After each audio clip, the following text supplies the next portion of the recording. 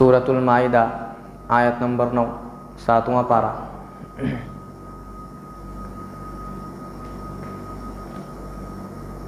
या अय्युहल्लज़ीना आमनू इन्नमल खम्रु वल मैसिरु वल अंसाबु वल अज़लामु रिज्सुम मिन अमलिश शैतान फज्तनिबूहु लअल्लकुम तुफ्लिहून। इस आयत के अंदर 4 बातों से अल्लाह ताला ने मना फरमाया है और ये 4 चीज़ें बहुत बड़े गुनाह की चीज़ें हैं, इंसान को कुफ्र और शिर्क तक पहुंचाने वाली हैं। सबसे पहले अल्लाह ताला ने इस आयत के अंदर शराब से हराम फरमाया, उसके बाद जुआ, उसके बाद बूतों की पूजा, और उसके बाद कुरा अंदाज़ी यानी गैर शरई तरीक़े से, जिसको कहते हैं हम फाल निकालना, वो एक तरीक़ा, इससे भी अल्लाह ताला ने मना फरमाया। और चारों चीज़ों को मैं बताता हूँ। खमर का लफ्ज़ अल्लाह ताला ने इस्तेमाल फरमाया शराब के लिए। हम शराब बोलते ना, लेकिन अरबी में उसको खमर बोलते हैं। खमर के माने हैं अरबी के अंदर वो चीज़ जो दिमाग पर छा जाए, हम उसको शराब बोलते हैं, लेकिन अरबी में माने क्या होते हैं इसके? वो चीज़ जो दिमाग पर छा जाए, यानी उसका दिमाग काम करना छोड़ दे, यानी क्या कह रहा है, कहाँ जा रहा है, क्या इरादा है और क्या हालत में है, उसको कुछ पता नहीं चलता।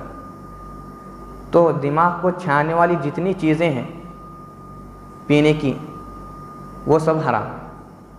अब कोई भी चीज़ ले लो उसके अंदर, और दुनिया के अंदर शराब पिएगा अल्लाह ताला की मना करने के बाद, अल्लाह ताला उसको मरने के बाद जन्नत की शराब से महरूम फरमाएंगे हमेशा के वास्ते, और उसको प्यासा उठाएंगे कब्र से। यानी शराब की हुर्मत के ऊपर अल्लाह ताला ने आयत नाजिल की, लेकिन उसके नुकसानात दुनियावी एतबार से और आखिरत के एतबार से अहादीस के अंदर तफसील से आए हैं, जिसको शब बारात के अंदर मैंने तफसील से बताया था कि दुनिया के भी नुकसानात कितने हैं और आखिरत के भी कितने हैं। सिर्फ एक बात देखो, जापान का एक डॉक्टर है, उसने कहा है कि अगर दुनिया के आधे शराब खाने बंद कर दिए जाएं, दुनिया के आधे शराब खाने बंद कर दिए जाएं, तो आधे हॉस्पिटल और आधे जेल खाने बंद हो जाएंगे। बहुत बड़ी बात उसने कही है कि आधे शराब खाने बंद कर दिए जाएं तो आधे हॉस्पिटल, दवाखाने और जेल खाने बंद हो जाएंगे, क्योंकि ज़्यादा केसेस शराब पीने की वजह से झगड़े के मामलात आते हैं और बीमारियां भी ज़्यादा शराब पीने की वजह से आती हैं। ये दुनियावी एतबार से इतना बड़ा डॉक्टर का ये कहना है, और आज तक किसी ने ये नहीं कहा है कि शराब के अंदर फ़ायदे हैं। किसी डॉक्टर ने नहीं कहा, किसी अकल वाले नहीं कहा है कि शराब के अंदर फ़ायदे हैं। फिर ऐसी गंदी चीज़ को क्यों इस्तेमाल किया जाए? दूसरी चीज़ है जुआ।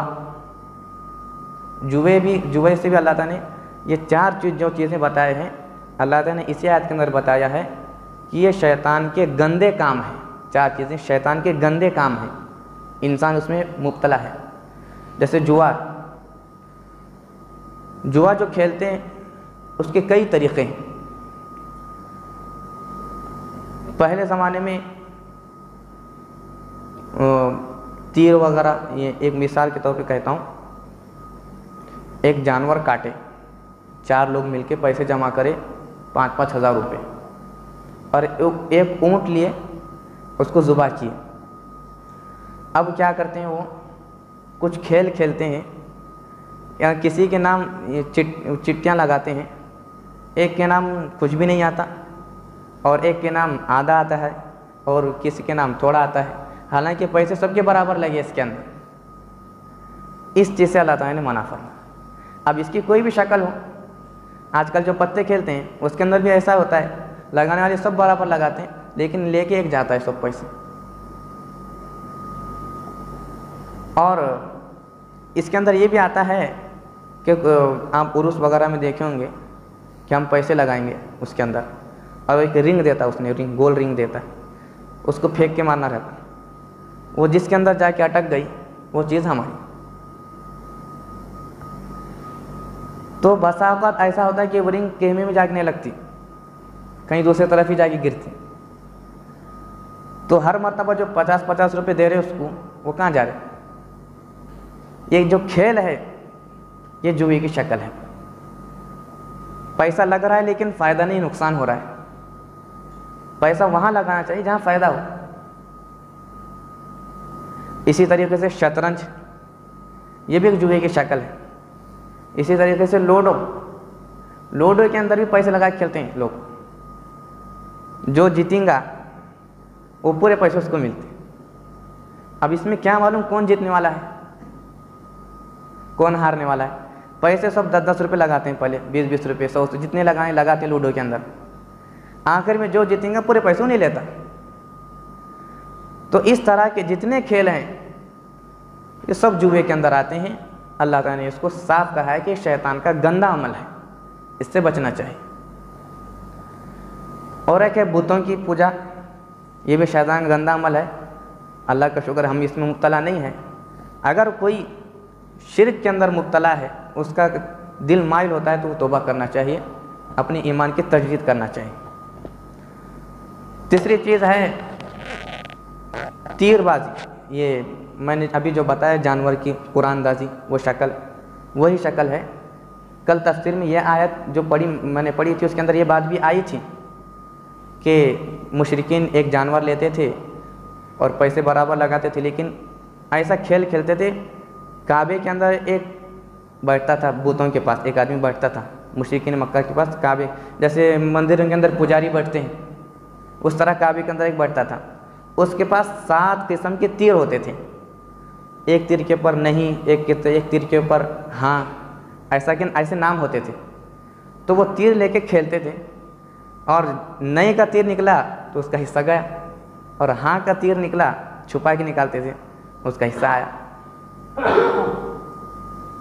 तो ये अल्लाह ताला ने इससे भी मना फरमाया। यह कुरानदाजी है। ऐसे तरीक़े अल्लाह ताला ने इससे मना फरमाए। अब मैं बताता हूँ कौन सा तरीक़ा जायज़ है हिस्सा बांटने के वास्ते। ये तो हिस्सा बांटने का तरीक़ा था ना कि किसी को आया नहीं, किसी को थोड़ा आया, किसी को ज़्यादा आया, हिस्से बांट रहे ना। ये कौन सा तरीक़ा है हिस्सा बांटने? ये इस्लाम के अंदर मना है ऐसा। अगर हिस्सा बांटने का कोई तरीक़ा जायज़ तरीक़ा है तो वो सुन लो। मिसाल के तौर पे 4 घर हैं, सब 5-5 लाख के घर हैं। एक वहाँ है, एक रोड के पास है, एक रोड के पीछे है, एक इधर है, एक उधर है। सेम घर हैं, एक जैसे घर हैं, और सब ने 5-5 लाख रुपए दे दिया। अब झगड़ा हो रहा है कि रोड के ऊपर का घर मुझे होना, इन्हें कहता है ये मुझे होना। चारों में से हर एक झगड़ा कर रहा है कि रोड के ऊपर का घर मुझे होना, पीछे का नहीं। तो अब क्या करेंगे? चारों का नाम लिखेंगे एक चिट्ठियों पे अलग अलग, चारों का नाम अलग अलग चिट्ठी पे लिखेंगे, और उसकी उछालेंगे अपन, जैसा कुरानदाजी करते हैं 20 के अंदर जैसा होता है। सबको 1-1 लाख रुपये आना रहता है, लेकिन किसको देना अब 1 लाख रुपये? चिट्ठियाँ उछालते हैं, जिसका नाम है उसको 1 लाख रुपये मिलते हैं 20 के अंदर। ये तरीक़ा इस्लाम के अंदर सही है, क्योंकि इसमें नुकसान किसका भी नहीं हुआ। घर तो सबको बराबर मिला, न किसी का घर छोटा। अलबत्ता ये हुआ कि जगह बदली, दूसरा कुछ भी नहीं। तो ये तरीक़ा कुरान का इस्लाम के अंदर जायज़ है। इसके अलावा नुकसान जिसके अंदर आता है, किसी को कुछ भी नहीं मिला, किसी को ज़्यादा मिला। आजकल छोटे छोटे बच्चे इसके अंदर मुब्तला हैं, वो चिट्ठी फाड़ते हैं दुकान के अंदर जाके 5-5 रुपये। ये सब शक्लें सब गलत हैं, हराम है ये चीज़। आगे चल के बहुत बड़ी लत लगती है। मटके के अंदर क्या होता है? मटका, ये सबसे बड़ा जुआ है मटका। नंबर लगा के जाते हैं सब, और मिलना तो किसी का और कुछ रहता है, इसके पैसे पूरे चल जाते हैं। 1-2 साल से लगा रहे, लेकिन 1 रुपया नहीं आता उसको। तो ये मटका जो है, ये भी सबसे बड़ा जुआ है, ये हराम है बिल्कुल। अल्लाह ताला ने इससे मना फरमाया इसके अंदर। इसलिए हमको इन कामों में से जो भी मुब्तला हैं, या दूसरे हमारे दोस्त अहबाब मुब्तला हैं, उनको बताना चाहिए कि ये चीज़ें अल्लाह ताला ने मना फरमाया, हराम है। इससे हमारी इबादतें कबूल नहीं होती, कुछ भी कबूल नहीं होती। इसलिए दुआ करें कि अल्लाह ताला हम तमाम को ऐसे नाजायज़ और हराम कामों से अल्लाह ताला हमारी और पूरी उम्मत मुस्लिमा की क़यामत तक के वास्ते हिफाजत फरमाए।